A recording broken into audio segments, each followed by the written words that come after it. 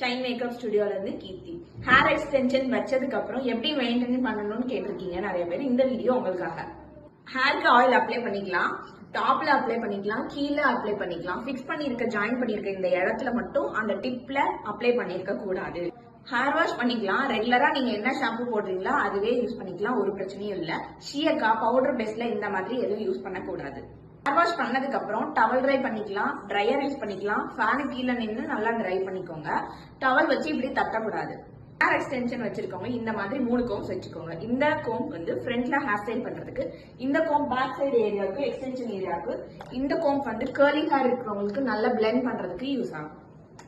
இந்த கோம் எக்ஸ்டென்ஷன் ஏரியால எப்படி யூஸ் பண்ணணும்னா, எக்ஸ்டென்ஷன் இந்த மாதிரி இடத்துல இருக்கு அப்படின்னா இந்த கோம் நம்ம போடுறப்போ எக்ஸ்டென்ஷன் இதுல டேமேஜ் ஆகாம ஃப்ரீயா கோம் பண்ணிக்கலாம்.